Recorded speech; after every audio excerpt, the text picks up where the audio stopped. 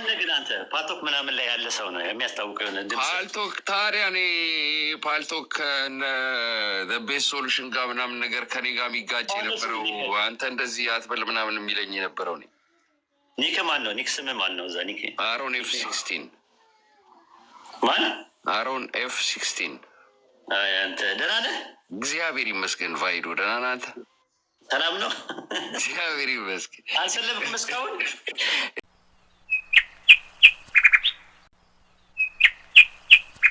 እሺ ዘትሮስ ቀጥል። ኦኬ ቫይዶ ሱናን አቢ ዳውድ 47:18 ላይ a man asked where is my father? ነው እንትኑን አሁን ማንበብ አይጠበቅብህም፣ ሀሳቡን ብቻ ንገረኝ። ሙስሊም አልነበረም የረሱል ላ ሰለም አባት ሙስሊም አልነበሩም የሚል ሀዲስ ላይ አለ ብለኛል። ንገረኝ፣ ምን ይላል? ንገረኝ ያነበብከውን። ያነበብኩት የሚለው ምንድን ነው? ነቢዩ መሐመድ የእሱ አባት መሐመድ ገሃነም እንዳለ ራሱ እንደተናገረ እሳት ውስጥ ያንተም የኔም አባት እሳት አለ። ሙስሊም አልነበረም የሚል አለ አሁን የጠቀስከው ጥቅስ ላይ። ሙስሊም ከሆነ ገሃነም ይገባል እንዴ? ነው አለ ወይ ነው የምልህ። ሙስሊም አልነበረም የሚል አለ ወይ የጠቀስከው ጥቅስ ላይ? መጀመሪያ አንተ ያልከው የነቢዩ መሐመድ አባት ሙስሊም አልነበሩም ይላል አልክ። ሻሃዳ ስላላለ በነቢዩ መሐመድ ስላልደረሰ ሻሃዳ ስላላለ ሙስሊም ሊሆን አይችልም። በኢሳ ደግሞ አያምንም። ምክንያቱም ጀሊያ ጊዜ ነበረ፣ ኩፋር ነበረ። እሱን አይደለም የጠየቁ ጥያቄ። ሙስሊም አልነበረም ይላል ነው ያልከው አንተ። ይላል የሚለው አለ ወይ? ሙስሊም አልነበረም ይላል ወይ? ገሃነም እንደገባ ነው የሚለው እኮ። ታዲያ እሱ ሙስሊም አልነበረም ይላል ነው ያልከኝ ለእኔ ስጠይቀኝ። ስለዚህ የቤቱ ጋር ነው የሚለው አልኩ። ስንመጣ የለም ጥቅሱ ላይ እንደዛ የሚል አለ ወይስ የለም ነው ጥያቄው። አንተ አለ ብለህ ሙስሊም ላይሆን ይችላል ብዬ አሰብኩት። ሙስሊም ላይሆን ይችላል እኮ አንተ ስፔኩሌሽን ነው። እኔ የጠየቅኩ ጥያቄ አንተ ስትመጣ ያልከው የረሱል ላ ሰለም አባት አብደላህ የሚባለው ሙስሊም እንዳልነበረ ሀዲስ ይናገራል አልክ። ለእኔ አዲስ ነገር ነው። ሙስሊም አልነበረም የሚል የት አለ ብዬ ስል ላምጣው አልክ። ቆይተህ መጣ። ስታመጣው ግን ሙስሊም አልነበረም የሚል ሀዲሱ ላይ አለ ወይስ የለም ነው ጥያቄው። አይ እሱ የለም፣ ግን ገሃነም እንዳለ ይናገራል። በቃ ከሌለ ታዲያ ጥያቄ ትክክል አይደል? ጥያቄውን አስተካክለ የረሱል ላ ሰለም አባት አብደላ በእሳት ውስጥ እንዳሉ ተጠቅሷል በሀዲስ ላይ። አብደላ ሳናል ብለህ ነው መጠየቅ ያለበት። ጥያቄን አስተካክለው። በአንተ በሄድክበት ጥያቄ ነው መሰረት እየጠበቅኩ ያለሁት። ሶሪ ይቅርታሽ፣ ይቅርታ። ስለዚህ እርማትን ከወሰድክ ምንድን ነው የሚለው ሀዲሱ ላይ? አባቴ የት ነው ብሎ ረሱል ላ ሰለም ቆይ ልንገርህ፣ ሀዲሱን ስለማውቀው ነው። አባቴ የት ነው ብሎ ሲጠይቁት የአንተ አባት የኔም አባትም በእሳት ውስጥ ነው ያሉት ብለው አሉ አይደለ? አዎ። አሁን በእሳት ውስጥ ነበሩ ሲባል አባት የሚለው በቁርአን ውስጥ በምንድን ነው የተፈሰረው? አባት የሚለው ነገር በቁርአን ውስጥ ለምሳሌ አጎት አባት አይባልም። ሁለት አይነት አፈታት አለ። ሀዲሱን ያብራሩበትን ነው የምነግርህ። አንደኛው አጎት ራሱ አባት ይባላል። ለምሳሌ እስማኤል ለያዕቆብ ምኑ ነው? አጎቱ ነው። ግን አባቴ ብሎታል። ታስታውስ እንደሆነ አላለውም በቁርአን ውስጥ አለ። አላውቀውም። እስማኤል ቁርአን ላይ ሱረቱ በቀራ ምዕራፍ 2 ላይ ሲናገር ምን አለ? የአባቶቼ የአብርሃም የይስሐቅ የእስማኤልን አምላክ ነው ማመልከው አለ። እስማኤልን አባቴ ብሎታል።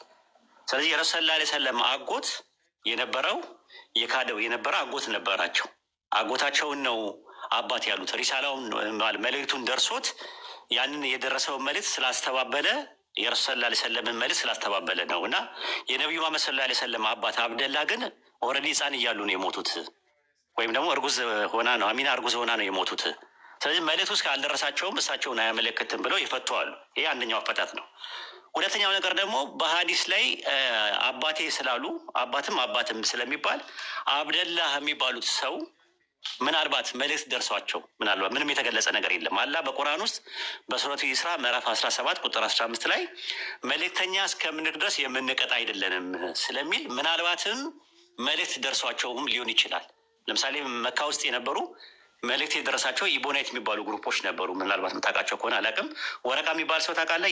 የኸዲጃ አጎት ወረቃ ቤን አልፋላው እሷውን ለምሳሌ ካቶሊኩ የካቶሊክ ጓደኞች የነበሩት ሰውዬ ካቶሊክ በዛን ሰዓት አልነበረም። ካቶሊክ የሚባል ነገር አልነበረም። 1054 ላይ ነው ካቶሊክ የሚል የጀመረው። ኢቦናይት ነው የነበሩት። ሲራ ላይ የሚያመለክተው ኢቦናይት የሚባሉ ክርስቲያኖች ነበሩ። ኢቦናይት የሚባሉ እና ምናልባትም አሁን ስላልተገለጸ እንጂ ምናልባትም መልእክት ደርሰውት ሊሆን ይችላል ሪሳላም ደርሶት ሊሆን ይችላል። የኢሳም መልእክት ሊደርሶት ሊሆን ይችላል። ምናልባት ከዛ አንጻር ነው። ወይ ደግሞ ከዛም ወጥቶ ወይ ለንግድ በሚወጡበት ሰዓት ላይ ምናልባትም የአይሁድ ወይም ደግሞ የክርስቲያኖች የሆነ መልእክት ደርሶት ሊሆን ይችላል። አላህ ግን የነገረን በቁርአን ውስጥ መልእክተኛ እስከምልክ ድረስ የምንቀጣ አይደለንም ስላለ መልእክተኛ ተልኮ መልእክቱን እስካልሰማ ድረስ አይቀጣም። ስለዚህ በሰዓት ውስጥ ነው አለ ሲባል የሚቀጣበት ምክንያት አብደላ የሚባለው የሚቀጣበት ምክንያት ምንድን ነው? መልእክት ደርሶት ሊሆን ይችላል የሚል አስቀምጧል። ሁለት ነገር ነው። ምክንያቱም በግልጽ የተቀመጠ ነገር የለም። በምን ምክንያት እሳት ውስጥ እንዳለ በሀዲስ ላይ ምንም የተገለጸበት ነገር የለም እና ማብራሪያውን ዑለማዎች ሲሰጡት በሁለት መልኩ ነው። ይሄን ይመስላል።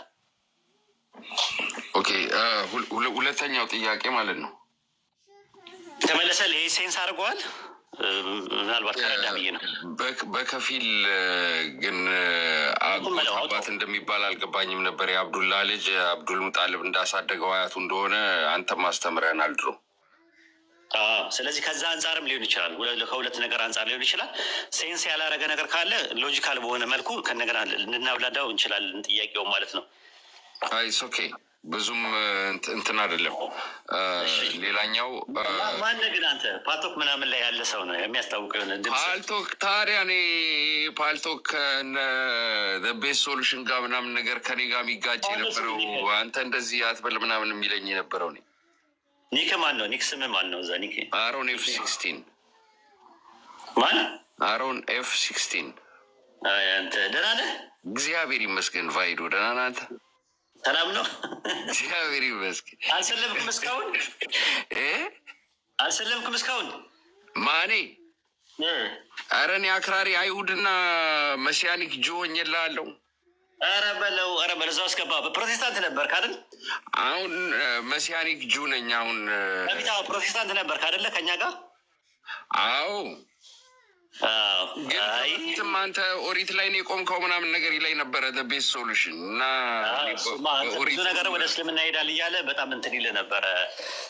እናንተ እኮ ግራ ታጋቡን ነበር በዛን ሰዓት እኮ የባይብል እውቀታችሁ የእናንተ። እኔ አሁን መሲያኒክ ጁሽ ለመጀመሪያ ጊዜ የሰማሁት ከእናንተ ነው። እናንተ መታችሁ ስታወዛግቡን ነው እንጂ እኛ ያኔ ትምህርት ቤት ነበር የምናውቀው ኦርቶዶክስ፣ ካቶሊክና ፕሮቴስታንት ነው።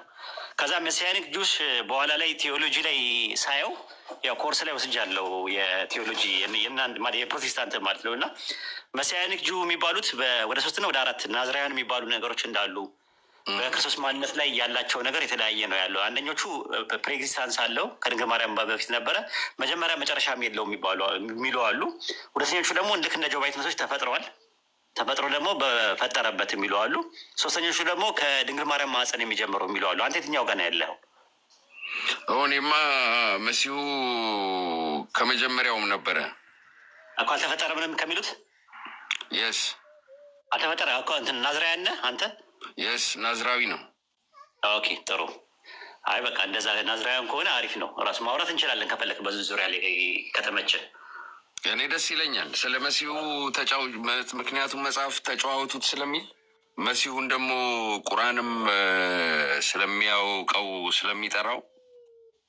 እሺ ዮሐንስ ወንጌል 5:26 ላይ አብ በራሱ ህይወት እንዳለው ለወልድም በራሱ ህይወት እንዲኖረው ህይወትን ሰጥቶታልና ይላል። ህይወትን የሰጠው ማን ነው? የህይወት ምንጭ እሱ ራሱ ነው። አብም እንደወደደ እንደሚሰጥ ወልድ ደግሞ እንዲሁ ደግሞ ለወደደው እሰጣለሁ። ደግሞ ጥያቄው ህይወትን ሰጠው ማለት ምን ማለት ነው? አብ ለወልድ ህይወትን ሰጠው ማለት ምን ማለት ነው? አይ ቲንክ በስጋ ይመስለኛል እሱ ላይ ለመሲሁ ነው የሚለው። ለወልድ ነው የሚለው። ሪፍሌክሲቭ ስጋ አይደለም። ስጋ ላይ ሪፍሌክሲቭ ፕሮናውን አለ። ሪፍሌክሲቭ ፕሮናውን አለ ስጋ ላይ። አሁን ስክሪፕቸሩ ላይ መሲሁ ቃል እንደነበረና ነው አይጠየቁ። ዮሐንስ ወንጌል 5:26 ላይ ነው ያለሁት። ፕሬኤግዚስታንስ አለው ሎጎስ ነው አይደለም የሚል አይደለም የጠየቁ። ዮሐንስ ወንጌል 5:26 ላይ አብ በራሱ ህይወት እንዳለው እንዲሁ ደግሞ ለወልድ በራሱ እንዲኖረው ህይወትን ሰጥቶታልና አለ። በራሱ ሲል ደግሞ ምንድን ነው? ሂምሰልፍ ነው የሚለው። ራሱ የሚለው ሄዩቲ ነው የሚባለው። ሄዩቱ ማለት ምን ማለት ነው? ሪፍሌክሲቭ ፕሮናውን ነው የሚጠቀመው ግራመሩ ማለት ነው። ስለ ስጋ አይደለም የሚያወራው። አይደንቲቲው ሙሉ አይደንቲቲው ኢየሱስን ህይወት የተሰጠው ነገር ነው። ነን ኤግዚስታንስ ነው ራሱ። ነን ኤግዚስታንስ ያለን ወደ ኤግዚስታንስ ማምጣትን የሚያመለክተው ህይወትን ሰጠው ሲል ህይወት መስጠት ማለት በባዶነት የተቀደመ ነገር አለው። ሐዋርያት ሥራ 17:25 ላይ እርሱ ህይወትንና እስትንፋስን ለሁሉ ይሰጣልና አለ። ዛትሚስ ካለመኖር ወደ መኖር ማምጣትን ለማመልከት ነው የመጣበት። ስለዚህ ዮሐንስ ወንጌል 5:26 ላይ ባለው ጥቅስ መሰረት አብ በራሱ ህይወት እንዳለው ማለት ምሳሌ ኤግዚስታንስ እንዳለው ፕሮሶፖን እንዳለው ለወልድም ፕሮሶፖን እንዲኖረው እንዴት ሰጠው? ህይወትን ሰጠው። ፕሮሶፖኑ አልነበረም ማለት ነው ወይ ህይወት ከመቀበሉ በፊት? አሁን ይህንን የሚለው ያለው ለአይሁዶቹ የሰው ልጅ እንደሆነ ሊያመለክታቸው ነው።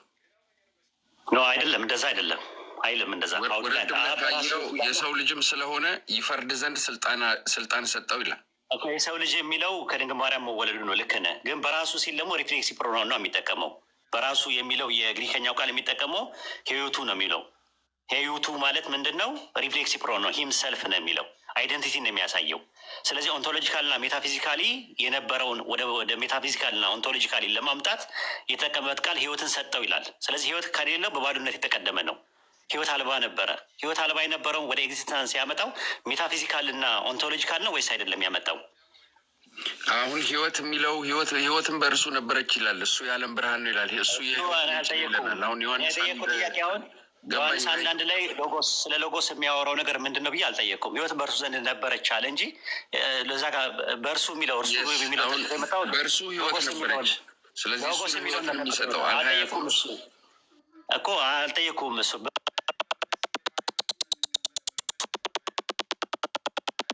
ህይወት ነበረች የሚለው ስለ ቃል ነው የሚያወራው። ህይወትም የሰው ብርሃን ነበረች አይልም?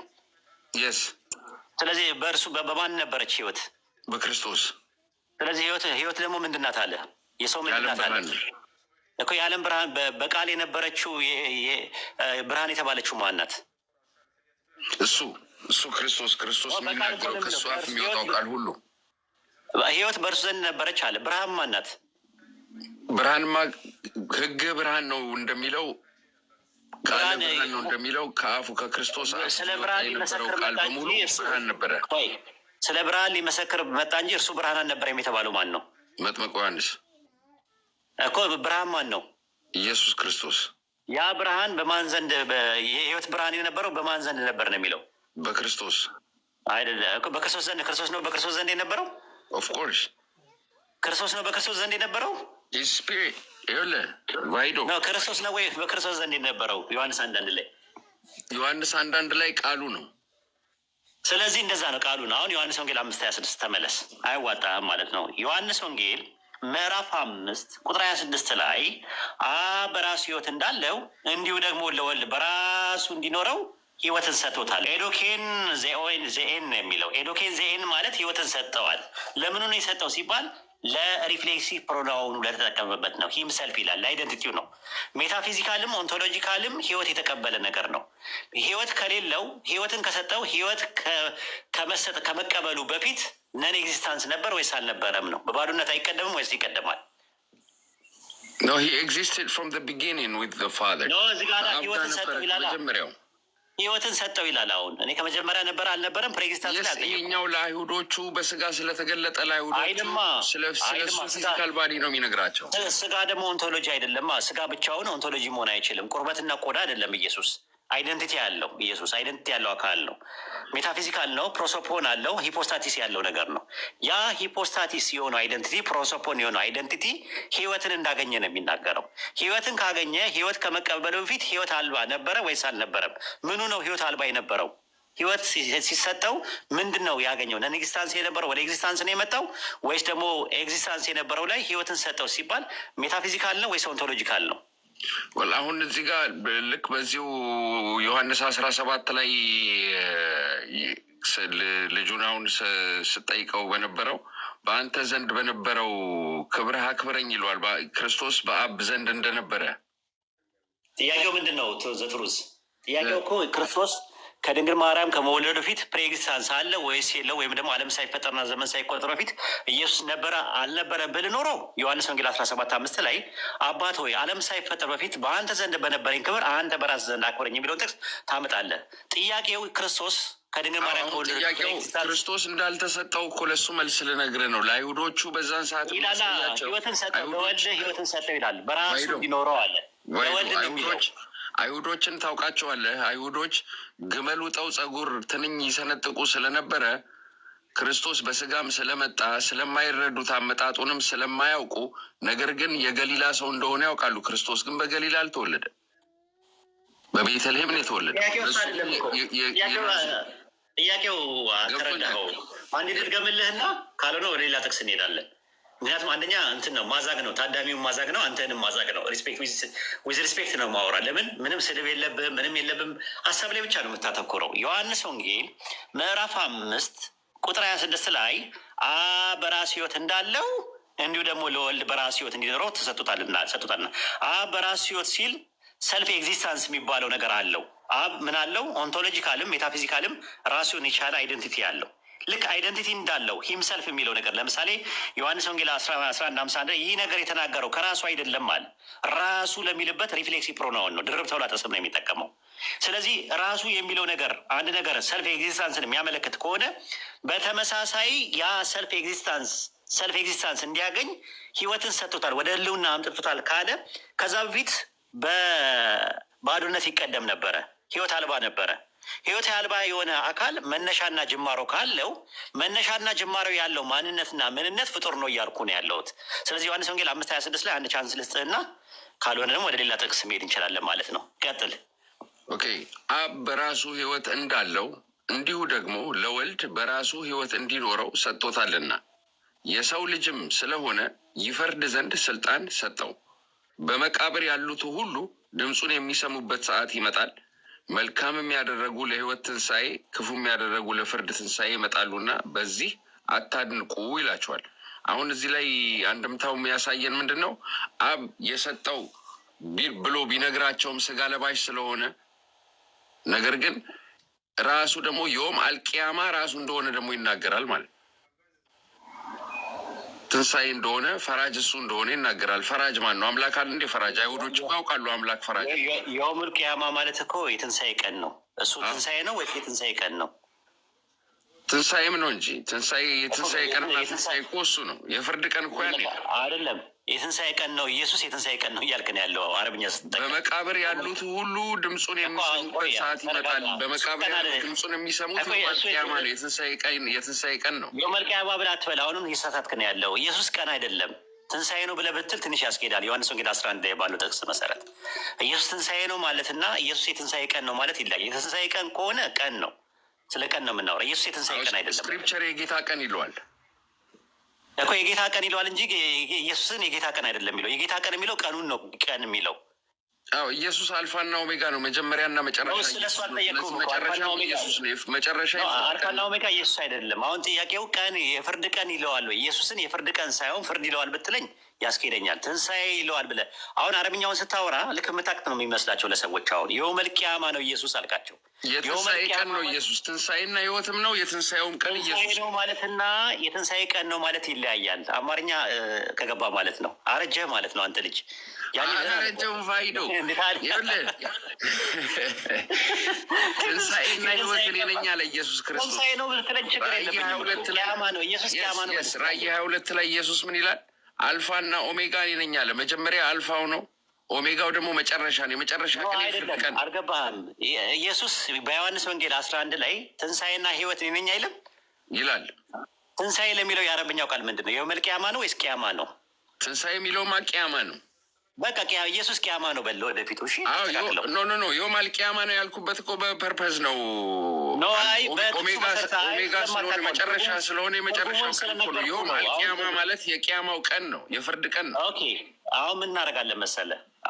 ምክንያቱም የተለያየ ቦታ ላይ እየዘለልክ ስለሆነ አንድ በአንድ እንሄዳለን ማለት ነው። ይሄኛው መጀመሪያ እንጨርሰው። ዮሐንስ ወንጌል 5:26 ላይ የሰው ልጅም ስለሆነ ይፈርድ ዘንድ ስልጣን ሰጠው ነው የሚለው እንጂ ህይወትን ሰጠው አይልም።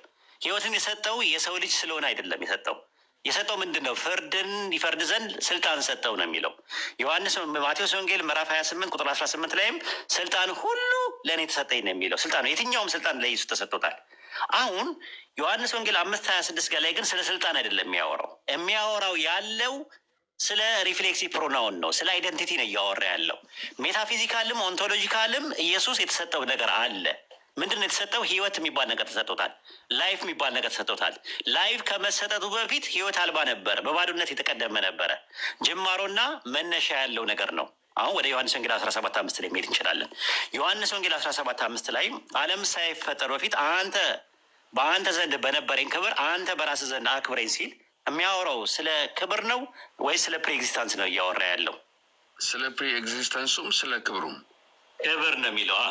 በአንተ ዘንድ በነበረኝ ክብር። አሁን ለምሳሌ እኔ አባቴ እኔ ከመወለዴ በፊት ከመፈጠሬ በፊት ከ10 ዓመት በፊት ብር አስቀመጠልኝ። ለማን ነው? ልጅ ወደፊት ከወለድኩኝ ያስፈልገዋል ብሎ ብር አስቀመጠልኝ። ከዛ ካስቀመጠ በኋላ ልክ ከተወለድኩኝ በኋላ ሳድግ ይኸውልህ የሚገርም ነገር ለአንተ ብር አስቀምጬ ነበረ ብሎ ቢነግረኝ አባቴ ሆይ ከመፈጠሬ በፊት ከመወለዴ በፊት ከጥንት ጀምሮ ባስቀመጥክልኝ ብር ቤት ስራልኝ ብዬ ብለው እኔ ነኝ የነበርኩት ወይስ ብሩ ነው የነበረው? አንተ ነህ የነበርከው። እኔ ነኝ የነበርኩት። እኔ ከመፈጠሬ በፊት እኮ ነው በነበረኝ ብር ብዬ ብናገር በነበረኝ ብር ካልክ አሚን ሀው ኩድ ዩ ሃቭ ከመፈጠር በፊት እንዴት ብር ይኖራል? ነው ለእኔ አባቴ አቅሎ ገንዘብ አስቀመጠ ወደፊት ልጅ ከወለድኩኝ ብሎ ከማግባቱ ከ10 ዓመት በፊት አቅሎ እንትን አደረገ። ያገባው በማን ነው? ከማግባቱ በፊት ማለት የ20 ዓመት ልጅ ሆኖ ገንዘብ ነበረው 1 ሚሊዮን ብር ነበረው ልበልህ። ኦኬ አባትህ ለአንተ ብሎ ገንዘብ አስቀመጠና ከ10 ዓመት በኋላ ደግሞ 30 ዓመቱ ሲሞላው ወለደኝ እኔን። ከዛ ልክ 40 ዓመት ሲሞላው እኔ የ20 ዓመት ልጅ ሆንኩኝና ከዛ በኋላ በዛ በ20 ዓመት ላይ ጠየቅኩት ጥያቄ ገንዘብ አስቀምጬልን ነበር ምናምን ብሎ ስለነገረኝ አባቴ ወይ ከመፈጠሬ ከጥንት ጀምሮ ወይም ደግሞ የዛሬ 40 ዓመት ባስቀመጥክልኝ ብር ቤት ስራልኝ ብዬ ብናገር እኔ ነበርኩኝ ወይስ ብሩ ነበር የነበረው? ብሩ ነበረ። እኔ ነበርኩኝ? አልነበርክም። ዮሐንስ ወንጌል 17:5 ላይ ያለው እንደዛ ነው። ዓለም ሳይፈጠር በፊት በአንተ ዘንድ በነበረኝ ክብር አንተ በራስህ ዘንድ አክብረኝ ብሎ ሲናገር ስለ ክብር ነው የሚያወራው። ተመሳሳይ ግራመር አንድ ልስጥህና ሀሳብ ትሰጥበታለህ። የኤፌሶን ምዕራፍ 1:4 ላይ ጳውሎስ ምን አለ? ዓለም ሳይፈጠር በፊት ይላል። ዓለም ሳይፈጠር በፊት በክርስቶስ ኢየሱስ ነውር የሌለብን እንሆን ዘንድ በክርስቶስ ኢየሱስ መረጠን አለ። የነበረው ምርጫው ነው ወይስ የተመረጡት አካላት ነበሩ? ዓለም ሳይፈጠር በክርስቶስ መረጠን ሲል ዓለም ሳይፈጠር እኛም በክርስቶስ ነበርን ማለት ነው። ነበርን ማለት ነው። ፕላን ውስጥ ነበርን እንጂ ኦንቶሎጂካሊ እና ሜታፊዚካሊ አልነበርንም። በቃ እንደዛ ነው። ግራመሩ ተመሳሳይ ነው። ግን ክርስቶስ የአብ ቃል ስለሆነ ከአምላክ የሚወጣ ቃል የነበረው ስለሆነ ቃሉ ደግሞ ከመጀመሪያውም ነበረ። እሱ ዮሐንስ ወንጌል 1:1 ላይ እንሄዳለን ከፈለክ። እኔ ጠየኩ ያለሁት ዮሐንስ ወንጌል 17:5 ላይ ባለው ጥቅስ መሰረት የነበረው ክብሩ ነው የነበረው ዓለም ሳይፈጠር በፊት በአንተ ዘንድ በነበረኝ ክብር ሲል የነበረው ክብር ኢየሱስ ክርስቶስን የሚያከብርበት ክብር ዓለም ሳይፈጠር ዘመን ሳይቆጠር በፊት ነበረ። እንኳን እሱ ያከበረበት ክብር አይደለም አማኞችን የመረጠበት ምርጫው ዓለም ሳይፈጠርና ዘመን ሳይቆጠር በፊት ነበረ። ለዛ ነው ሐዋርያት ሥራ 3:16 ላይ ሲናገር ምን አለ? 3:13 ላይ ይቅርታ፣ የአብርሃም የይስሐቅ የያዕቆብ አምላክ ባሪያውን ኢየሱስን ምን አለው ይላል? አከበረው አለ። ያ ያከበረው ክብር ዓለም ሳይፈጠርና ዘመን ሳይቆጠር በፊት እንደሚያከብረው በመለኮታዊ ዕቅድ ውስጥ ነበረ። ልክ የኤፌሶን 1:4 ላይ ዓለም ሳይፈጠርና ዘመን ሳይቆጠር አማኞችን የሚመርጥበት ምርጫው እንደነበረ ሁሉ በተመሳሳይም ዓለም ሳይፈጠርና ዘመን ሳይቆጠር በፊት አምላክ ክርስቶስን የሚያከብርበት ክብር እንደነበረ ይናገራል እንጂ ክርስቶስ ፕሬኤግዚስታንስ እንደነበረው ዮሐንስ ወንጌል 17:3 ላይ 17:5 ላይ አይናገርም። 17:5ን ሞግታውን ኦኬ 17:5ን ለመሞገት ማለት ነው። ከአዳም ጀምሮ እስከ ኖህ ያሉት 10 አባቶች ስማቸው ሚኒንጉ ይሄ አምላክ ይሄ ብሌስድ ጋድ እንደሚወርድ ይናገራል ማለት ነው። ትሄዳለህ፣ ሌላ ቦታ ትሄዳለህ። ዮሐንስ ወንጌል 17:5 ጨርስን እመጣለሁ ነው። አሁን ወደ እመጣለሁ ነው። አሁን እሱ ኤግዚስት እንደሚያደርግ ማለት ነው። አሁንም አባት ሆይ ዓለም ሳይፈጠር በአንተ ዘንድ በነበረኝ ክብር አንተ በራስህ ዘንድ አክብረኝ ሲል ጥሩ እየሄድን ያለ ነው። 17:5ን የሚያሳይ ግራማቲካል ሴቲንግ እና ፕሎት አምጣ። ኮንቴክስቹዋል አፕሮች፣ ቴክስቹዋል አፕሮች፣ ግራማቲካል አፕሮች እና የተጠቀምኩበት ሄርሜኒቲካል አፕሮች ነው የተጠቀምኩት። አንተም ልክ በተመሳሳይ ዮሐንስ ወንጌል 17:5ን ግራማቲካሊ ኤፌሶን 1:4 ላይ አምጥቼ ይልሃለሁ። ክብሩን የነበረው ብዬም ኤግዛምፕልም ሰጥቻለሁ። ናሙና አናሎጂካል የሆኑ እንትኖች ማለት ነው። አንተም ዮሐንስ 17:5ን ጨርስና ከፈለክ ሌላ ጥቅስ ላይ መሄድ ትችላለህ። ኦኬ ቆላስይስ 1:15-17 ላይ እንሂድ። ስለ ክብር ነው የሚያወራው። ዓለም ሳይፈጠር በፊት የነበረው ዓለም ሳይፈጠር በነበረኝ በአንተ ዘንድ በነበረኝ ክብር ነው የሚለው። ስለ እሱ ነው የሚያወራው። እርሱም የማይታይ አምላክ ምሳሌ ነው። ሌላ ጥቅስ ላይ ነው እየሄድክ ያለው። ግን እየሄድክ ያለው ሌላ ጥቅስ ላይ ነው። ስለዚህ አሁን ለታዳሚ ልተው ልተውልህ ለማድረግ ለምን ዮሐንስ 17:5 ላይ ያለው ዓለም ሳይፈጠር በፊት በአንተ ዘንድ በነበረኝ ክብር የሚለውን አላብራራኸውም፣ አልነካውም። ራሱ አንተ ራስህ ለክርስቶስ ፕሬኤግዚስተንስ ያመጣል ብለህ ስትል ዓለም ሳይፈጠርና ዘመን ሳይቆጠር በፊት በአንተ ዘንድ በነበረኝ ክብር ሲል የነበረው ክብር እንጂ እሱ መሆኑን አያሳይም ብያለሁ። ለምን ምርጫ 17:5 ላብራራው እኮ 17:5 ላይ ያለውን ግራማቲካሊ ሴቲንግ እና እንደገና ደግሞ ሊንጉስቲካል በሆነ አፕሮች ኮንቴክስቹዋል በሆነ አፕሮች ና ነው ያልኩህ። 17:5 አልዳሰስከውም። ቆላስይስ 1:15 ላይ ገብተሃል። ቆላስይስ 1:15 ላይ እንሂድ። በቃ ስለዚህ ዮሐንስ ወንጌል 17:5 ላይ ስለ ፕሪኤግዚስተንስ አይደለም የሚያወራው። ታዳሚ ተመልከት ነው አይደለም አላስረዳህም። እዛ ጋ ቆላስይስ 1:15 ላይ ግባና አብራራ። እዛ ጋ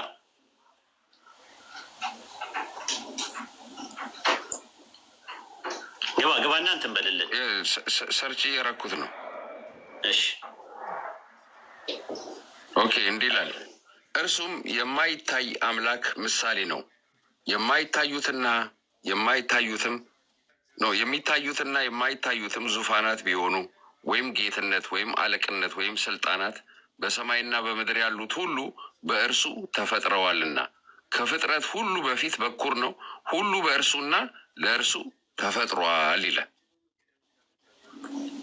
አሁን ይሄ እርሱ የሚለው ኢየሱስ ክርስቶስ የአምላክ ምሳሌ እንደሆነ ይነግረናል። ዮሐንስ 17:5 ላይም ከተመለሰ ይህንኑ ነው የሚያብራራው። አሁንም አባት ሆይ ዓለም ሳይፈጠር በአንተ ዘንድ በነበረኝ ክብር አንተ በራስህ ዘንድ አክብረኝ ሲል ሁሉ በእርሱ ለሱ ክብሩ ምንድን ነው? አምላክ የማይታየው ባህሪው አምላክነቱ ክብር ለእግዚአብሔር ብቻ እንደሚገባ አይሁድ ጠንቅቀው ያውቃሉ። የክብር ንጉሥ እግዚአብሔር ነው። እናንተ መኳንንቶች ደጆችን ክፈቱ፣ የክብርም ንጉሥ ይግባ። ይህ የክብር ንጉሥ ማን ነው ሲል እግዚአብሔር ነው። ብርቱና ኃያል እግዚአብሔር ነው፣ በሰልፍም ኃያል ነው የሚለው የክብር ንጉሥ እግዚአብሔር ነው። ክብር ያለው እግዚአብሔር ነው።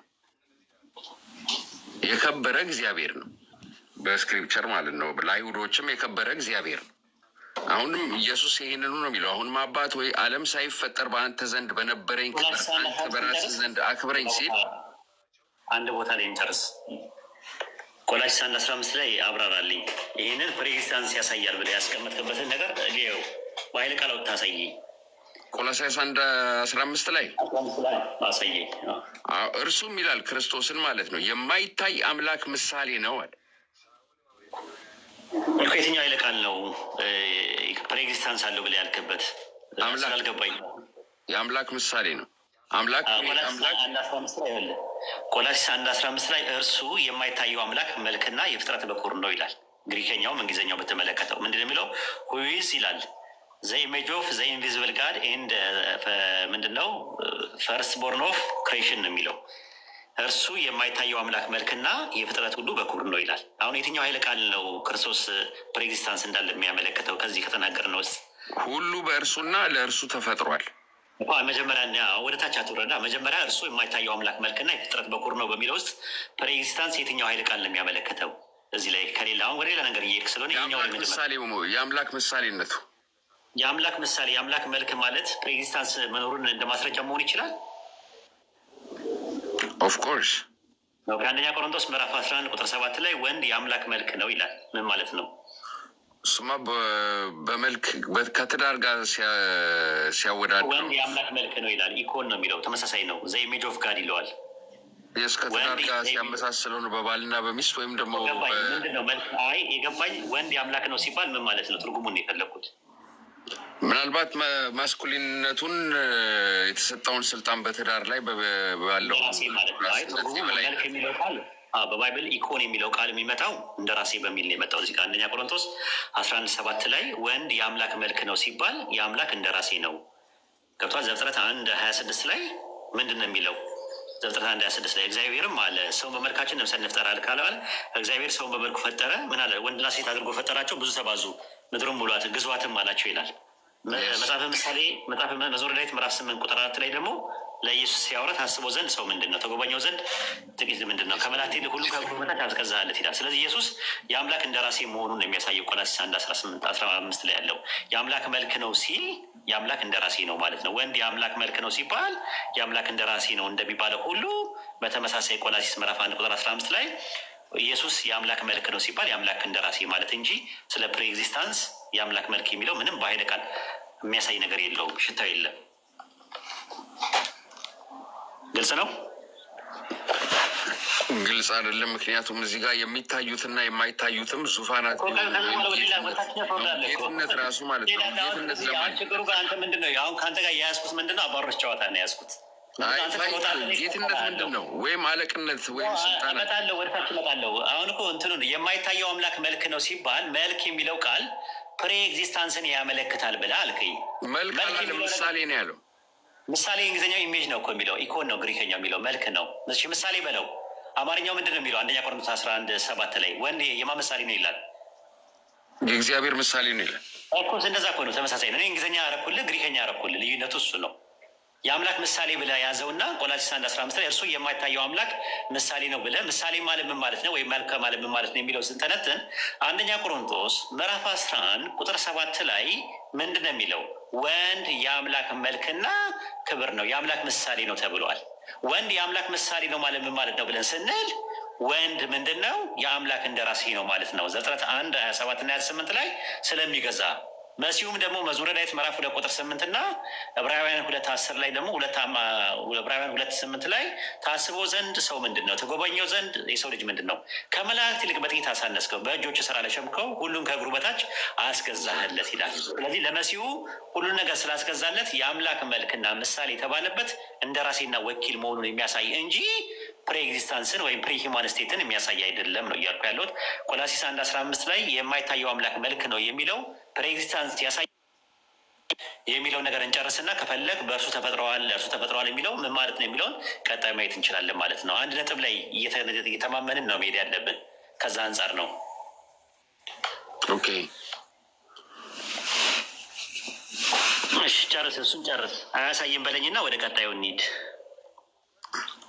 ኦኬ፣ ወደ ጌትነቱ እንምጣ። ጌትነት ወይም አለቅነት ወይም ስልጣናት የሚለው ጌትነት ለማን ነው? ስለ መላእክት አይደለም የሚያወራው ዙፋናት 12 ሐዋርያትን ያመለክታል። ማቴዎስ 19:28 ላይ ዙፋናት ይላቸዋል። በ12ቱ ነገደ እስራኤል ላይ ስለሚፈርዱ ማለት ነው። ጌትነት የተባሉት ደግሞ የጉባኤ ሽማግሌዎች ናቸው። 2 ጴጥሮስ ምዕራፍ 2:9 ላይ ጌትነትን ይንቃሉ ይላል። ማንን የናቁት? የጉባኤ ሽማግሌዎችን ነው የናቁት፣ የቤተክርስቲያን ሽማግሌዎችን ነው። ይሁዳ 1:8 ላይም 1 ጴጥሮስ 5:5 ላይም ዕብራውያን 13:7 ላይም ዕብራውያን 13:17 ላይ ማየት ትችላለህ። አለቅነት የተባሉት ኤጲስቆጶስ ናቸው። ኤጲስቆጶስ ማለት ራሱ ኦቨርሲር ማለት ነው፣ የበላይ ተመልካች ማለት ነው። ሽማግሌዎችን ቦርድ የሚመራው በአለቅነት እነሱ ጋር ነው ያለው። ስልጣናት የተባሉት ደግሞ አስተማሪዎች ናቸው ብሎ ነው ያስቀመጠው። 2 ጴጥሮስ ምዕራፍ 2:10 ላይ ስልጣን ያላቸውን ይሳደባሉ ይላል። ይሁዳ 1:8 ላይ ማየት ትችላለህ። አሁን የሚነሳው ጥያቄ ምንድን ነው? ቆላስይስ ምዕራፍ 1:16 ላይ የሚታዩትም የማይታዩትም ዙፋናትን ቢሆኑም ወይም ጌትነት ወይም አለቅነት ወይም ስልጣናት በሰማይና በምድር ያሉት ሁሉ በክርስቶስ ምን ብለዋል ይላል? ተፈጥሯልና።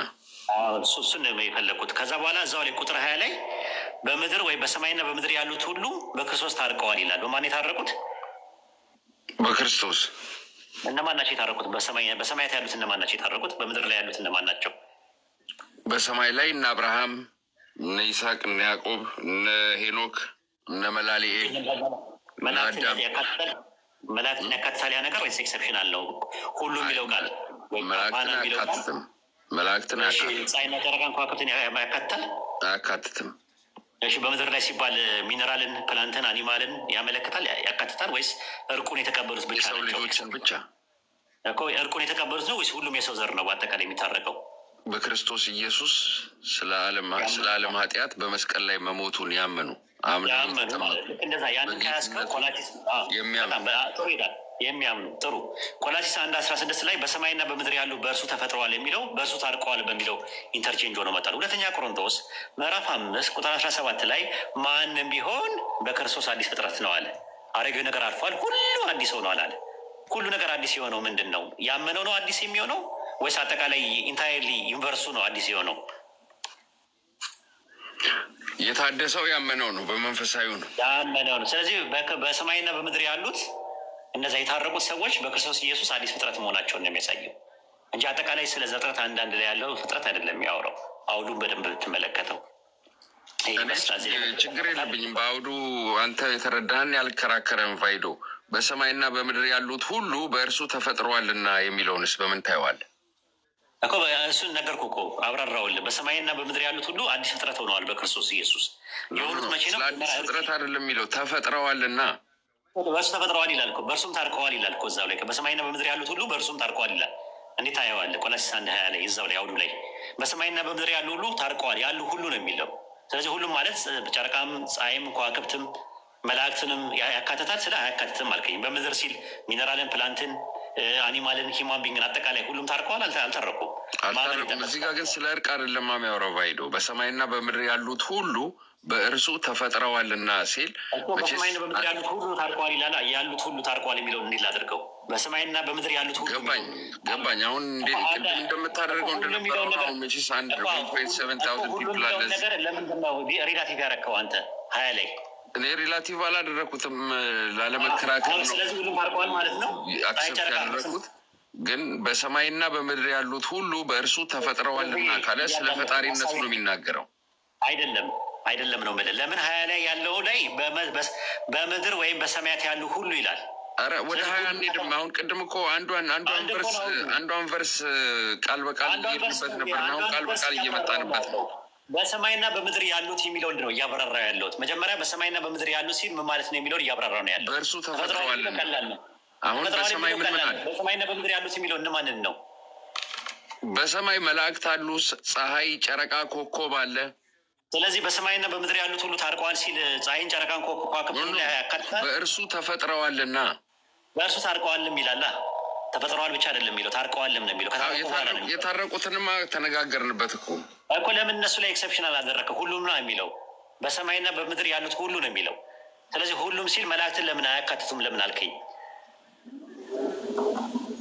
አንተ ታርቀዋል ብለህ ስለተረዳኸው ልከራከር ስላልፈለግኩ ነው። እዚህ ጋር ስለ አምላክነት የአምላክ ምሳሌ ማለት አምላክ ምን ምሳሌ ያለው በፈጣሪነት ምሳሌ እየተናገረ ነው ያለው። እዚህ ጋር አውዱ ስለ ሰው የሚናገር ያለው ስለ ፍጡራን የሚናገር ያለው ቫይዶ። አሁን ሀሳቤንም አልተረዳውም። አንዴ ልስና በሰማይና በምድር ያሉት ሁሉ ታርቀዋል ነው የሚለው። በሰማይና በምድር ያሉት ሁሉ ሲል ሁሉ የሚለው ቃል እዚህ ጋር ኤክሰፕሽናል አድርገ ሪላቲቭ ነው አንጻራዊ ነው ብለ ሴማቲክ ሬንጅ አድርገ ነው ያመጣህብኝ። ለምን ሁሉ የሚለው ነገር በሰማይና በምድር ያሉት ሁሉ ሲል መላእክትን ለምን አላካተትክም? እርቁ ላይ አንተ ነህ እንደሱ የተረዳኸው እኮ። አንተ ከፈለክ አምጣው። ታርቀዋል የሚለው መጀመሪያ በሰማይና በምድር ያሉትን የሚለው አንተ የተረዳበት በሰማይና በምድር ያሉት ሁላ ሲባል መላእክትንም፣ ፀሐይንም፣ ጨረቃንም፣ ከዋክብትን በምድር ያሉትን ፍጥረታት በአጠቃላይ ያመለክታል አልክ። 20 ላይ ግን ሲናገር በሰማይና በምድር ያሉት ሁሉ በእርሱ እንደታረቁ ይናገራል። በክርስቶስ ኢየሱስ ከራሱ ጋር እንደታረቁ ይናገራል። ከአብ ጋር ማለት ነው እንደታረቁ። በሰማይና በምድር ያሉት ሁሉ ሲል በሰማይና በምድር ያሉት ሁሉ ሲል መላእክትን፣ ፀሐይ፣ ጨረቃና ከዋክብትን እንደገና ደግሞ በምድር ላይ ደግሞ ሚነራልን፣ አታክልትን፣ መላእክት ማን ነው እንስሳትን አያካትትም ብለህ ስትል ቋንቋው እዛ ጋር አውዱ ላይ እየተጠቀመ ያለው በሰማይና በምድር ያሉት የሚለው እዛው ላይ አውዱ ላይ እየተጠቀመ ያለው አንጻራዊ ነው ብለህ በዚህ ተማመንን። ያንን ተማምነን ቆላስይስ 1:15 ላይ ሄደን ምንድን ነው ያደረገው? 16 ላይ በሰማይና በምድር ያሉት ሁሉ በእርሱ ተፈጥረዋል ሲል በሰማይና በምድር ያሉት የተባለው 20 ላይ ባለው ቀመርና ስሌት ሄደንና ከዛ እነማን ናቸው ታዲያ የተፈጠሩት? በሰማይና በምድር ያሉት የታረቁት ናቸው የተፈጠሩት። ምን ማስረጃ አለ? 2ኛ ቆሮንቶስ ምዕራፍ 5:17 ላይ ማንም ቢሆን ነው የሚለው። እዛ ጋ ማንም ካለ በሰማይም በምድር ያሉት ሁሉ ማለት ነው። ማንም ቢሆን አለ በክርስቶስ ኢየሱስ አዲስ ፍጥረት ነው አለ። ማንም። ስለዚህ አዲስ ፍጥረት የሆነው አጠቃላይ ዩኒቨርሱ ኢንታይርሊ ዩኒቨርሱ አይደለም። አዲስ ፍጥረት የሆነው ግን ማንም ብሎ ስላለ በቃ ማንነት ያለው ነገር ሁሉ መላእክትም ማንነት አላቸው። ኦኬ ጥሩ። ማንም ስለተባለ የሰው ዘር በአጠቃላይ እንዳለ የሰው ዘር በአጠቃላይ እነ ሰይጣናት፣ ጂኒዎችም ምንም ሁሉም በአዲስ ፍጥረት ነው ወይ ማለት ነው ብዬ ብጠይቅህ አይ አይደለም። ማንም ሲል ለተቀበለው ነው አዲስ ፍጥረት የሆነው ነው። ቆላስይስ ምዕራፍ 1:15 ላይ እሱ ስታየው እርሱ የማይታየው አምላክና የፍጥረት ምንድን ነው ይላል? በኩር ነው ይላል። ምን ማለት ነው የፍጥረት በኩል ማለት ምን ማለት ነው? የፍጥረት በኩል የፍጥረት በኩር ማለት ምን ማለት? የትኛው ፍጥረት በኩር ነው? ኢየሱስ ከፍጥረት ሁሉ በፊት በኩር ነው ይላል። በፊት የሚለው የለም። እንግሊዝኛው ላይ አይ እንግሊዝኛው ላይ ግሪከኛው ላይ በፊት የሚለውን አማርኛ ላይ የተጨመረው። በነገራችን ላይ እስቲ እንግሊዝኛውን አውጣና ይኸው በፊት የሚል ነገር አለ፣ ቢፎር የሚል ነገር አለው። እስቲ አውጣው። ቆላስይስ 1:15 ላይ አውጣው። Who is the image of the invisible God, the firstborn of every creature? እዚህ ላይ ኤቭሪ ክሬሽን ነው የሚለው። እዛ ላይ ቢፎር የሚል ነገር አለ እንግሊዝኛው ላይ አሁን ያነበብከው ላይ። በቃ ስለዚህ የለውም። አየህ እሱ የፍጥረት በኩር ነው። ፍጥረት የተባሉት እንደማን ናቸው? የማ በኩር ነው? ኢየሱስ። የማን ራስ? ኢየሱስ the firstborn ሲል the firstborn of every creature ሲል ከሆድ ወለድኩህ ይለዋል። ከአብ የወጣ እንደሆነ ይነግረናል። በኩር ማለት ፕሮቶቶኮስ የሚል ቃል አለ። በኩር የሚለው ቃል ማለት ነው። ፕሮቶቶኮስ የሚለው እንትን ላይ ማነው? ሮሜ ምዕራፍ 8:28 ላይ ልጁ አለ በብዙ ወንድሞች መካከል በኩር ነው፣ እግዚአብሔር የልጁን መልክ እንዲመስሉ አስቀድሞ ወስኗልና። የወሰናቸው እነዚህን ጠራቸው፣ የጠራቸውን አጸደቃቸው፣ ያጸደቃቸውን አከበራቸው እያለ ይናገራል። ስለዚህ የወንድሞቹ ፍጥረት የተባሉት አዲስ ፍጥረት የእሱ የአዲስ ፍጥረት በኩር ነው ኢየሱስ። ኢየሱስ የፍጥረት ሁሉ በኩር ነው ሲል እንደዛ ነው። ቆላስይስ 3:10 ላይ ምንድን ነው የሚለው? የፈጠረውን ምሳሌ እንዲመስል እውቀት ለማግኘት የሚታደሰውን አዲሱን ሰው ልበሱት ይላል። ማነው አዲሱ ሰው? ክርስቶስ አይደለም። በደንብ አስተውል። ልድገምልህ። ቆላስይስ ምዕራፍ 3:10 ላይ የፈጠረውን ምሳሌ እንዲመስል አለ። የፈጠረው ምሳሌ ማንን ነው? ምሳሌ የተባለው ማን ነው? ቆላስይስ 1:15 ላይ በተቀመጠ መሰረት አይደለም። ምሳሌ የተባለው የማይታየው አምላክ ምሳሌ ወይም መልክ የተባለው ማን ነው? የማይታየው አምላክ ምሳሌ ክርስቶስ ነው። ስለዚህ እዛ ጋር የፈጠረውን መልክ ይላል። ማንን ነው የፈጠረው? እኛን አይደለም። በደንብ አስተውል። እንግሊዝኛው ላይ አንብበው። ቆላስይስ 3:10 ላይ ምን ይላል መሰለ? ዘ ኢሜጅ ኦፍ ጋድ ሁ ክሬትድ ሂም ነው የሚለው። ዘ ኢሜጅ ኦፍ ሂም ሁ ክሬትድ ሂም ነው የሚለው። የፈጠረውን ምሳሌ እንዲመስላል። ምሳሌውን የአምላክን ምሳሌ አምላክ ፈጥሮታል እያለ ነው ያለው። ማንን ነው የፈጠረው? ክርስቶስን ነው የፈጠረው። እሱ ደግሞ በኩር ነው በመፈጠር ደረጃ። ከዛ በኋላ ደግሞ ወንድሞቹ የሚባሉት ደግሞ በክርስቶስ ኢየሱስ ተፈጥረዋል። ስለ ሪጀነሬሽን ነው የሚያሳየው ማለት ነው። ስለዚህ ቆላስይስ 3:15 ላይ ባለው ጥቅስ መሰረት እርሱ ይላል ምንድን ነው የሚለው? የፈጠረውን መልክ እንዲመስል እውቀትን ለማግኘት የሚታደሰውን አዲሱን ሰው ልበሱት አለ። ሰው አዲስ ፍጥረትና አዲስ ሰው የሚሆነው በክርስቶስ ኢየሱስ ነው አለ። ክርስቶስ ኢየሱስ ደግሞ ምንድን ነው አለ? የፈጠረው ምሳሌ ነው ብሎ ያስቀመጠው። ምን ያለው? ጥሩዚ ምን ያለው ነው የሚለው? የፈጠረውን ሰው ምሳሌ የፈጠረው ምሳሌ ይላል። የፈጠረው ምሳሌ ማንን ነው? ላውድ ሳይ ሰውን ነው፣ ሰውን አይደለም የሚያወራ። የፈጠረው ምሳሌ እንዲመስል አለ። የሚመስለው ማን ነው? አዲስ ፍጥረት ነው። አዲስ ፍጥረት ማንን ይመስላል? ወልድን ይመስላል። ወልድ ደግሞ ምንድን ነው አለ? የፈጠረውን ምሳሌ እንዲመስላል። ወልድ እኮ ራሱ እኮ ነው ሁሉን የፈጠረው። ቫይዶ ለምን ነው የፈጠረውን ይላል? የፈጠረውን ምሳሌ ይላል። ምሳሌ የተባለው ማን ነው ስልህ ክርስቶስ ነው አልከኝ። ክርስቶስን የፈጠረው ታዲያ ማን ነው? እዛ ጋር ቆላስይስ 3:10 ላይ ባለ ጥቅስ መሰረት በክርስቶስ ምሳሌ ፈጠረን ስለሚል ነው የፈጠረው። አይደለም፣ እንደዛ አይደለም። የፈጠረውን ምሳሌ ነው የሚለው። የፈጠረውን ምሳሌ ምንድን ነው የሚለው? ዘ ኢሜጅ ኦፍ ሂም ሁ ክሬትድ ሂም ነው የሚለው። ዘ ኢሜጅ ኦፍ ሂም ይብላል። ሂም የሚለው ማንን ነው የሚያመለክተው? ሂም የሚያመለክተው ዘ ሎርድ ጋድን አይደለም፣ ጋድን ነው የሚያመለክተው። ዘ ኢሜጅ ኦፍ ሂም ሲል ዘ ኢሜጅ የተባለው ማን ነው? ወልድ ነው። ሂም የተባለው ደግሞ እንትን ነው። ሁ ክሬትድ ሂም ይላል። ማን ነው ሂም የሚለው? ኦብጀክቲቭ ፕሮናውን ነው።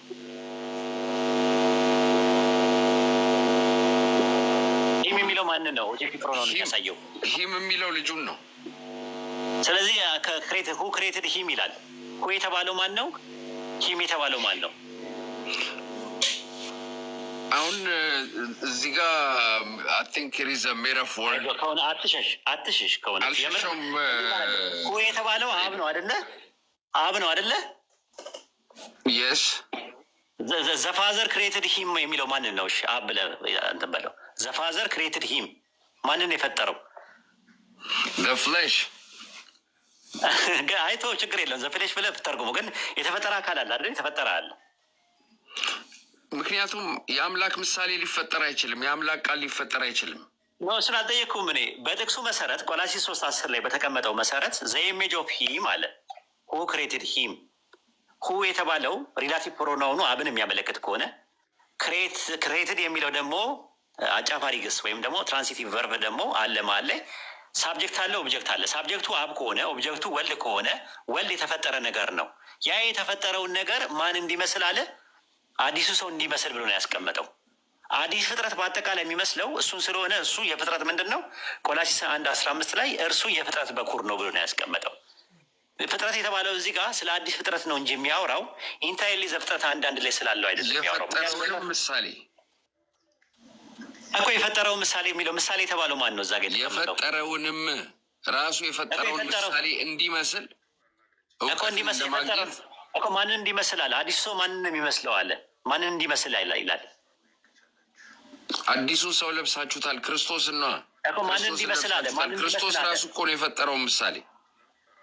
አልተረዳኸኝም። ራሱ የፈጠረውን መልክ እንዲመስል እውቀት ለማግኘት የሚታደሰውን አዲሱን ሰው ልበሱት።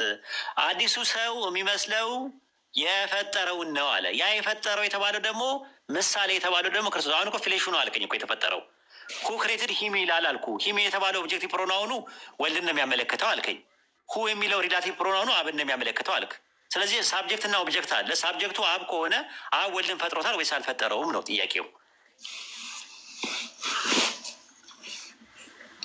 ወልድ ፍጡር አይደለም። ወልድ ከአብ ጋር የነበረ ቃል ነው።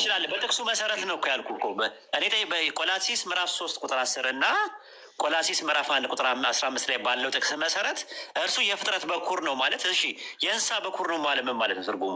የእንስሳ በኩር ለእኔ ያቀርቡልኝ ሲል ምን ማለት ነው ትርጉሙ? መጀመሪያ የሚወለደውን እኮ ምንድን ነው? እንስሳ ነው ወይስ አይደለም? የእንስሳ በኩር ማለት እንስሳ ነው ወይስ አይደለም? እንስሳ ነው። ኦኬ የፍጥረት በኩር ሲል ፍጡር አይደለም ነው? የፍጥረት በኩር ሲል በዛ ሴንስ አይደለማ። ኢነሴንስ አሁን አንተ እኔ ዛሬ ወለድኩ ሲለው ለማን ነው? እንመጣበታለን። እሺ እንመጣበታለን። እሺ ቶ የብሉይ ኪዳንን ቶ የእንስሳ በኩር የሚለው አዲስ ኪዳን ላይ ኢየሱስ የሙታን በኩር ነው ይላል። ራዕይ 1:4 ላይ የሙታን በኩር ነው ይላል። ምን ማለት ነው? የሙታን በኩር ማለት መጀመሪያ የተነሳ ማለት ነው ወይስ ምን ማለት ነው? የሙታን በኩር ወይስ ከትንሳኤ በኩር? የሙታን በኩር ማለት ምን ማለት ነው ትርጉሙ? መጀመሪያ የሙታን በኩር ይለዋል።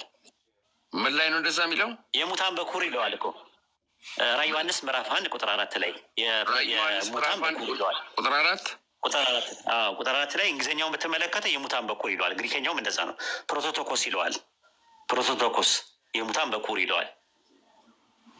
የሙታን ይታያል።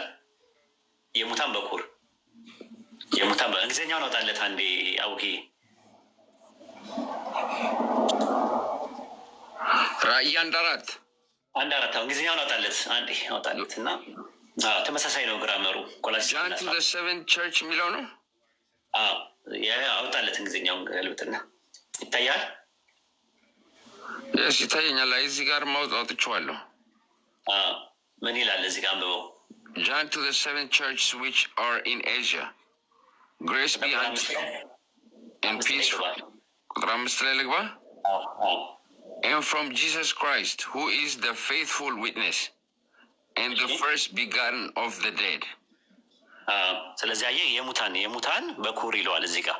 ስለዚህ የሙታን በኩር ሲለው እዚህ ጋር ተመሳሳይ ነው። ፕሮቶቶኮስ ነው የሚጠቀመው ግሪከኛው፣ ልክ ቆላሲስ 1:15 ላይ እንዳለው። የሙታን በኩር ማለት መጀመሪያ የተነሳ ማለት ከሆነ የፍጥረት በኩር ማለት ደግሞ መጀመሪያ የተፈጠረ ማለት ነው ብላ ያስቀምጠው። ከየት ነው የቀደመው ሲባል ፍጥረት የሚባለው ነገር ልጁ በብዙ ወንድሞች መካከል በኩር ነው ይለዋል። ምን ላይ? ሮሜ ምዕራፍ 8 ቁጥር 28 ላይ ማለት ነው።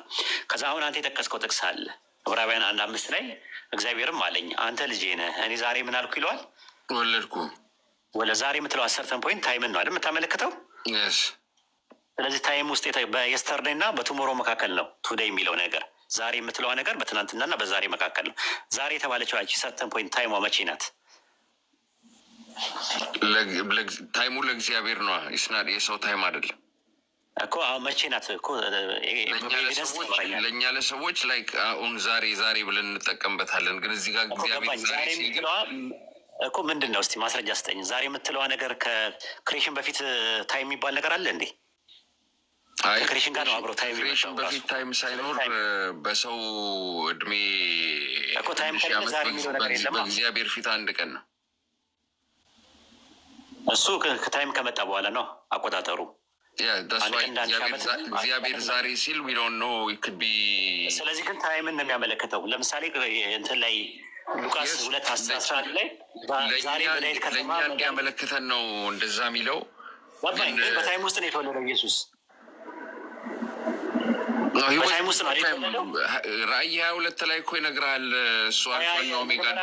ዕብራውያን 1:5 ላይ ተከፍቶ ላይ እንጨርስ እንጂ ዕብራውያን 1:5 ላይ እንጨርስ እንጂ ራእይ ላይ ከመግባት በፊት ራእይ ላይ ስለገባህ ነው። አንተም ራስህ አልገባሁም። ምን ራእይ ላይ አንተ ያመጣው ጥቅስ ላይ ነው የወጣው። ቆላሲስ ላይ ወጥተህ ዕብራውያን 1:5 ላይ ስገባ ዕብራውያን 1:5 ላይ በገባበት ጥቅስ መሰረት እግዚአብሔርም አለኝ አንተ ልጄ ነህ እኔ ዛሬ ወለድኩ ብሎታል። ዛሬ የምትለዋ አሰርተን ፖይንት ታይምን ታመለክታለች አለ። ያ ታይሙ የሚያመለክተው መቼ ነው? በታይም ውስጥ ነው። ታይም ደግሞ ፍጥረት ነው ራሱ በትናንትናና በነገ መካከል ያለ ነው ዛሬ የሚባለው። ልክ ለምሳሌ ሉቃስ ወንጌል ምዕራፍ 2 ቁጥር 11 ላይ ዛሬ በዳዊት ከተማ መድኃኒት ተወልዶላችኋል ይላል። ስለዚህ ዛሬ የምትለዋ ነገር አሰርተን ፖይንት ታይም። አንተ ደግሞ ዛሬ የሚለው ነገር እምቅድመ ዓለም ነው ካልከኝ ማስረጃ ማምጣት ይጠበቅብሃል። ዛሬ ወለድኩ ይላል። ወለድኩ የሚለው ነገር ምን ማለት ነው? ትርጉሙ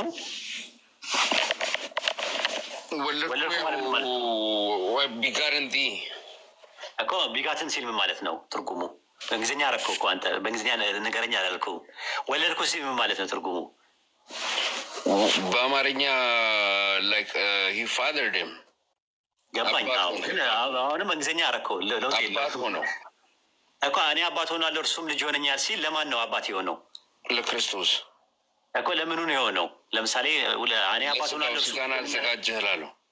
ስለዚህ እዛ ጋር አሁን አንተ አብሮት ነበረ እኮ በእኔ ዘንድ በነበረ ክብር በአንተ ዘንድ በነበረኝ ክብር። አይ ቅድማ እሱንማ ጨረስንም ገባኝ። ዮሐንስ ወንጌል 17 ላይ ጨረስን። ቫይዶ ሁሉም ተያያዥ ነው።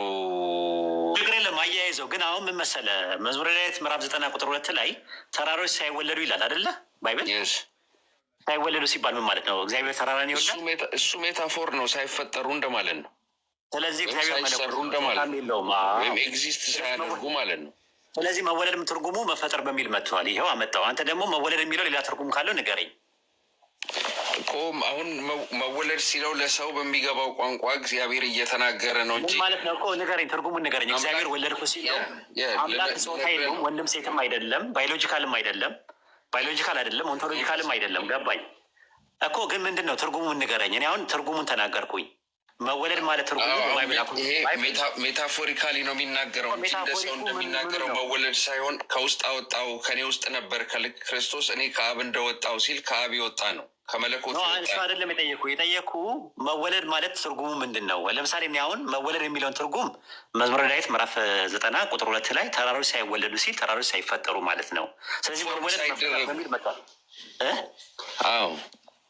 መፈጠር ማለት ነው ትርጉሙ። አንተ ደግሞ መወለድ ማለት ሜታፎሪካል አውትዋርድ ትሩዙ አውትዋርድ ሲምቦሉ ኢንዋርድ ትሩዙን ንገረኝ። ኢንዋርድ ትሩዙን እስካሁን አልነገርከኝም። ኢንዋርድ ትሩዙ ምን ማለት ነው? መወለድ ማለት ወጣ እኔ ከወድ ወለድኩ ነው የሚለው። ኦኬ አውጣው። እሺ ጥቅሱን እሱን አውጣውና እንየው። አውጣው። ምን ጋር ነው እንደዛ የሚለው?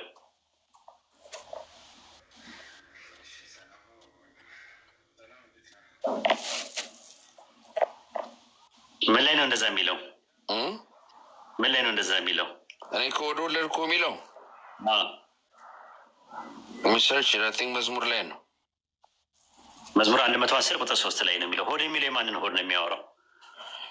ከውስጡ ነው። ሜታፎሪካሊ ነው። ሰው ከሆድ ስለሚወለድ አምላክ ደግሞ ለእኛ እንዲገባን አድርጎ ሜታፎሪካሊ እየተናገረን ነው። እግዚአብሔር መንፈስ ነው፣ ሆድ የለውም፣ አካል የለውም። አይ ሆድ የሚለው ማህፀን ነው የሚለው እንግሊዝኛው። ግሪከኛውም ማህፀን ነው የሚለው። ከማህፀን ወለድኩ ያው ሰው ማርያምን ነው የሚያመለክተው። ከማርያም ማህፀን እንደወለደው ነው የሚያሳየው አይደል? እንዴ ጥቅሱ እኮ ከማህፀን ወለድኩ የሚለው ድንግል ማርያም ማህፀን ነው። መዝሙረ ዳዊት ምዕራፍ 22 ቁጥር 10 ላይ ስትመለከተው ከእናቴ ማህፀን ጀምረ አንተ አምላኬ ነህ አለ። ከእናቴ ማህፀን አወጣኸኝ ይላል። ማህፀን ሆድ ይለዋል አማርኛው። እንግሊዝኛው ወንብ ብሎ ነው የሚያስቀምጠው። ማህፀን የሚለው ድንግል ማርያም ነው። ወለድኩ ማለት ከድንግል ማርያም መፍጠሩን ነው የሚያሳየው። አንተ ከራሱ ከሆዱ አምላክ ሆድ አለው ካልከኝ ማህፀን አለው ካልከኝ የሚገርም ነው። ዮሐንስ ወንጌል 4:24 ላይ እግዚአብሔር መንፈስ ነው ብሎ ነው ያስቀመጠው። መለኮት ነው፣ ረቂቅ ነው፣ ምጡቅ ነው። ረቂቅና ምጡቅ የሆነው አምላክ ድንግል ማርያም ማህፀን ውስጥ ሰው እንዲፈጠር ማድረጉን የሚያሳይ ካልሆነ በስተቀረ አንተ ላመጣበት አንተ ልጄ ነህ ዛሬ ወለድኩ ላልበት ማስረጃ መሆን አይችልም። መዝሙረ ዳዊት ምዕራፍ 110 ቁጥር 3 ላይ ያለው ጥቅስ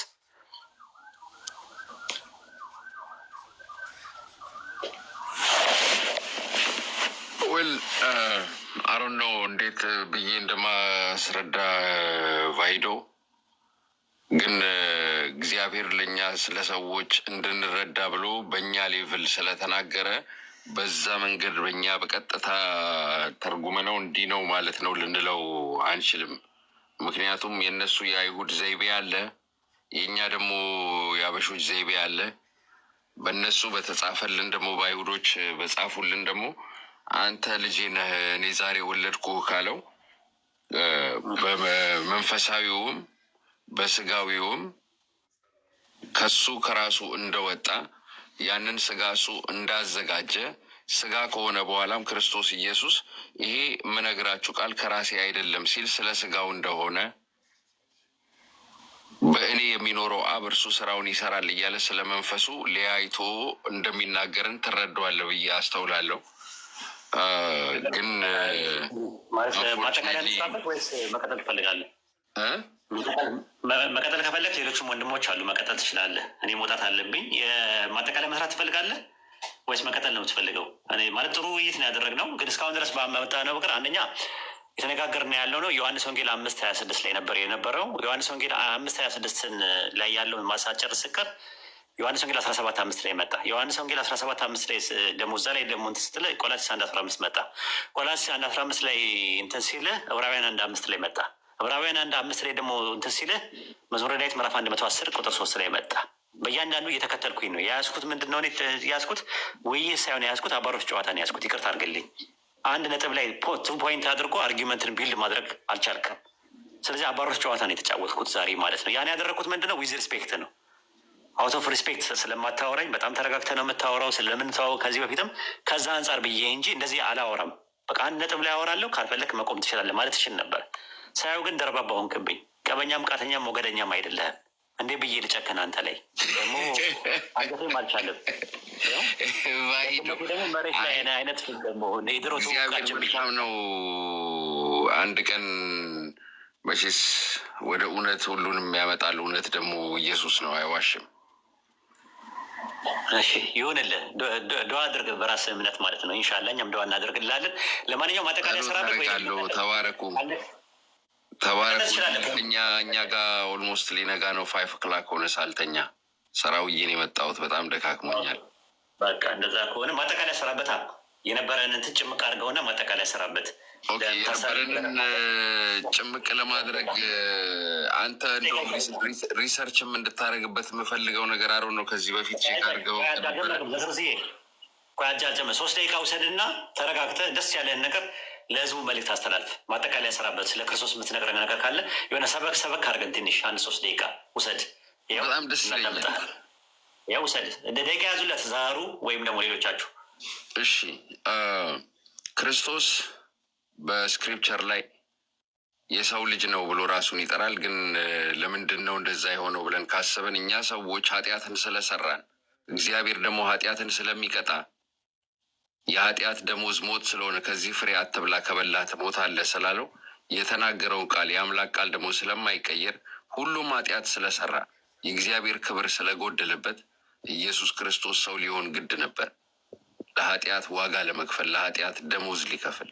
ምክንያቱም አምላክ ቃሉን ስለማይቀይር እና ይሄ ክርስቶስ በኦሪትም ተጽፏል። በግብፅ እስራኤላውያን በባርነት በነበሩበት ሰዓት ሲወጡ በኩሮቻቸውን ስለመታ የግብፃውያንን ሁሉ በኩር ሲለው እዛ ላይ በኩር ነው ሲለው በኃጢአት ምክንያት በኩርን ስለቀጣ ነው። ስለዚህ ደም አድርገው የበግ ደም መቃኑንና ጉበኑን የቀቡት ሁሉ በኩራቸውን መልአኩ ሊመታ አልገባም። ስለዚህ ከዛ ከግብፅ ሲወጡ የቂጣ በዓልና ፋሲካውን ታደርጋላችሁ ይላቸዋል። በሌዋውያን በኦሪት ጊዜ በግ የሚያርዱ የነበሩት ከአብርሃም ለአብርሃም የተሰጠው አብርሃም አረፋ የሚታረደው በእናንተ አብርሃም በጉን እግዚአብሔር ያዘጋጃል አለ። በአዲስ ኪዳን የእግዚአብሔር በግ ይለዋል ክርስቶስ ኢየሱስን። በሌዋውያን ደግሞ ፋሲካውን ያደርጉ ነበር። ይሄ ሁሉ ለኃጢአት ስሬት ለኃጢአት ማስተሰሪያ የሚፈስ ደም ነበረ ማለት ነው። ኦሪት ዘሌዋውያን ምዕራፍ 17-11 ላይ ከደሙ የተነሳ ያስተሰርያል ይላል እና ይህንን ስርዓት ያደርጉ የቆዩት ሞግዚት ሆኖ የጠበቀው ስርዓቱ ሌዋውያን የሚያቀርቡት የነበረው ደም መስዋዕት ክርስቶስ ኢየሱስ ለሰዎች ልጆች ሁሉ ኃጢአት ለአንዴና ለመጨረሻ ጊዜ ለዘላለም በመስቀል ላይ ጠረቀው ይላል እና ክርስቶስ ኢየሱስ በመስቀል ላይ የሞተልን የኃጢአት ዋጋ ሆኖ ቤዛ ሆኖ ዋስ ሆኖልን ሊያድንን ጠበቃ ሊሆነን ነው እና በዚህ በእግዚአብሔር ልጅ በኢየሱስ ክርስቶስ ያመነ ሁሉ ይድናል አለ። ዋስትና ሰጠን ማለት ነው። እና በጣም ተባረኩ። እወዳችኋለሁ። አላቪው በፍቅር ነው የምናገረው። ቫይዶንም በጣም ሪስፔክት አለኝ። በፊት ክርስቲያን እያለ ያስተምረኝ ነበረ። አስተማሪያችን ነበረ። የክርስትና ሁላ አስተማሪ ነበረ። ሙስሊሞች እና አፈቅራችኋለሁ። እኔ የእውነት በጌታ ፍቅር አፈቅራችኋለሁ። ተባረኩ። እዚህ ሩም ያላችሁት ሁላችሁንም ደግሞ ወደ ጌታ ኢየሱስ ክርስቶስ እንድትመጡ በፍቅር ጋብዛችኋለሁ። መልካም ቀን። ቴንኪው ስለሰጠኝ። ምንም ችግር የለውም። እኔም ማጠቃለል ስራበትና እኔም እወጣለሁ ማለት ነው። እና የተነሳው አርዕስት ምንድን ነው? ቤታችን ገብቶ ስለ መሲሁ መነጋገር እንችላለን አለ። መሲሁ ፍጡር ነው ወይስ አይደለም ነው? እሱን እንትን ነው የአይሁዳዊ ክርስቲያኖች ናቸው። አይሁዳውያን ክርስቲያኖች ደግሞ በሶስት ይከፈላሉ። አንደኛ ዓለም ሳይፈጠር ዘመን ሳይቆጠር በፊት ከአብ ጋር አብሮ ወልድ ነበረ ግን አልተፈጠረም የሚባሉ ናዝራውያን የሚባሉ አሉ። ሁለተኛ ነገር ደግሞ አይሁዳውያኖች የሆኑ ነገር ግን ኢየሱስ ከድንግል ማርያም በፊት ዓለም ሳይፈጠር ተፈጠረ ልክ እንደ ጆባ ኢትነሶች የሚያምኑ አሉ። ሶስተኞቹ ደግሞ ከድንግል ማርያም ማህፀን ጀመረ የሚባሉ ቢብሊካል ዩኒታሪያን የሚባሉ አሉ። እና እሱ ምንድን ነው የሚለው? ክርስቶስ መጀመሪያ የለውም ፍጡር አይደለም ብሎ ነበር ያለው። ዮሐንስ ወንጌል 5:26 ላይ ያለውን ጥቅስ በራሱ ህይወት እንዳለው ለወልድም በራሱ ህይወት እንዲኖረው ሰጥቶታልና የሚለውን ጥቅስ ስናይ ነበር። ህይወትን ሰጠው የሚለው ነገር ምን ማለት ነው የሚለውን ነገር አላብራራውም። በስጋው ነው አለ። ስጋ ሪፍሌክሲቭ ፕሮናውን አይጠቀምም። እዛ ጋር በራሱ ነው የሚለው። ራሱ የሚለው ሂምሰልፍ ነው የሚለው። ሪፍሌክሲቭ ፕሮናውን ነው የሚጠቀመው የሚል ነው። ያን ሳቀርብለት ዮሐንስ ወንጌል 17:5 ላይ ገባ። ዮሐንስ ወንጌል ምዕራፍ 17:5 ላይ ዓለም ሳይፈጠር በፊት በአንተ ዘንድ በነበረ ክብር አንተ በራስ ዘንድ አክብረኝ የሚለው የነበረው ክብር እንጂ እሱ ፕሬ ኤግዚስታንስ እንደነበረው አያሳይም። ቆላሲ እንትን ላይ ኤፌሶን ምዕራፍ 1:4 ላይ ዓለም ሳይፈጠር በፊቱ ነውር የሌለብን እንሆን ዘንድ በክርስቶስ መረጠናል። ስለዚህ ተመራጮቹ ሳይኖሩ ምርጫው እንዴት ሊኖር ቻለ ሲባል ምርጫው እንጂ ተመራጮቹ ራሳቸው ፕሬ ኤግዚስታንስ ነበራቸው ማለት አይደለም። ኦንቶሎጂካሊም አልነበሩም፣ ሜታፊዚካሊም አልነበሩም። እነዛ ሰዎች የነበሩ ምንድነው ምርጫው ነው። ልክ በተመሳሳይ ሐዋርያት ሥራ 3:13 ላይ የአብርሃም የይስሐቅ የያዕቆብ አምላክ ባሪያውን ኢየሱስን ወይም በአማርኛ ብላቴናውን ኢየሱስን ወይም ደግሞ ኤንአይቪ ትርጉም ላይ ባሪያውን ኢየሱስን አከበረው። ፔስ ነው የሚለው ግሪከኛው። ባሪያውን ኢየሱስን አከበረው ይላል። ያንን የሚያሳየው ማክበሩ ነው። ዓለም ሳይፈጠር ዘመን ሳይቆጠር በፊት በመለኮታዊ ቅዱስ አብ ወልድን እንደሚያከብረው የሚያሳየው ነው። ከዛ እንደዛ ስንል አይ ብሎ ቆላሲስ 1:15 ላይ ገባ።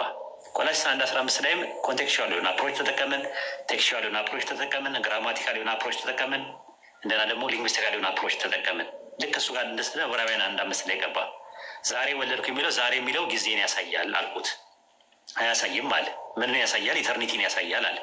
ዛሬ የምትለው ኢተርኒቲን እንደሚያሳይ ማስረጃ አምጣ ስለው የለም ጥቅስ አላመጣም። ዛሬ የምትለዋን ግን ታይምን እንደሚያመለክተው ሉቃስ ወንጌል ምዕራፍ 2:11 ላይ አመጣው ማለት ነው። ልክ እሱን ሳመጣ መዝሙረ ዳዊት ምዕራፍ 110:3 ላይ ያለውን ከማዕፀን ወለድኩ የሚለውን ጥቅስ አመጣና አብ ማዕፀን አለው አለ። ማዕፀን የለውም አብ። ማዕፀን የሚለው ድንግል ማርያም ማዕፀን ነው ብዬ መዝሙረ ዳዊት ምዕራፍ 22:10-11 አመጣው ማለት ነው። እዛ ላይ ነው የቆመው ፖዝ ያደረገው። የምር ለመናገር በእያንዳንዱ ነገሮች በሄድንበት አባሮች ነበር ትጫወት የነበረው። አንድ ጥቅስ ላይ ወደ አንድ ጥቅስ ሲዘለል እየተከተልኩኝ ነው ሳረግ የነበረው። ሁለተኛ የለመደኝም ያጀማ አንድ ጥቅስ ላይ ብቻ ለማብራራት ይሻላል ሞክራለን። እናመሰግናለን ስለነበረ ጨዋነት። ሀሳብ ላይ ብቻ ለመሞገት ፐርሰናል የሆኑ ነገሮች አታክ ሳታደርግ ኢሪቴት ሳትሆን ፍራስትሬት ሳታደርግ ነገሮችን በአጽንኦትና በአንክሮት ለማዳመጥ በማኝነትና በአስረጅነት የምናመጣውን ነገር ለመገምገም ስለበቃ እናመሰግናለን። ቴንኪው። ሌላ ቀን አትጥፋ።